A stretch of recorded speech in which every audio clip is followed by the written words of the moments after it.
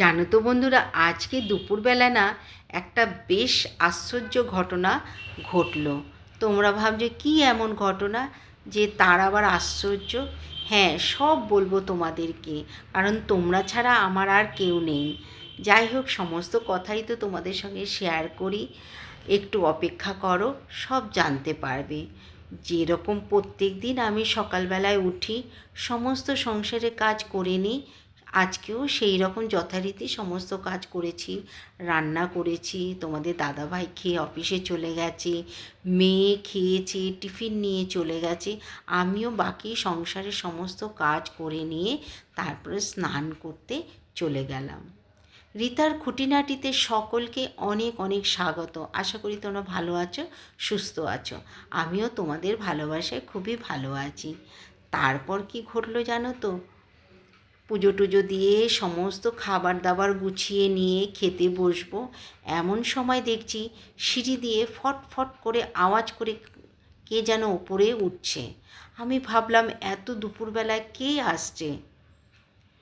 ও মা, হঠাৎ দেখি আমার এক পরিচিত, খুব প্রিয়জন আমার কাছে দেখা করতে এসছে। তো তখন আর খাই কী করে বলো? তখন বললাম তাকে, চলো আমরা দুজনে একসঙ্গে ভাত খেয়ে নিই।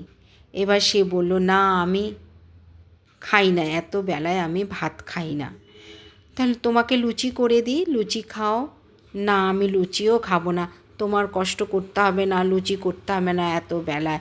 আমি তা বললে তো হয় না, ভর দুপুরে এসছো, না খেয়ে কি তোমাকে ছাড়তে পারি? আর বহু বছর পর এসছো। উনি থাকেন খড়গপুর, আর উনি হচ্ছেন আমার কাকিমা। তো সুতরাং নিজেরই লোক, আর কাকিমা বলে কী হবে, আমরা কিন্তু বন্ধুর মতো মেশি। যাই হোক, একদিকে ডাল বসিয়ে দিলাম, আর একদিকে বেগুন ভাজা বসিয়ে দিলাম। উনি আবার মাছ খান না, তাই বলছে আমি তো মাছ খাই না, ভাত তো খাবো না। না, আমি তোমাকে ডিমের অমলেট করে দিয়েছি। তাড়াতাড়ি করে বেগুন ভেজে দিলাম, কারণ শীতের বেগুন খুব তাড়াতাড়ি হয়ে যায়। আর একটা ডিমের অমলেট করলাম।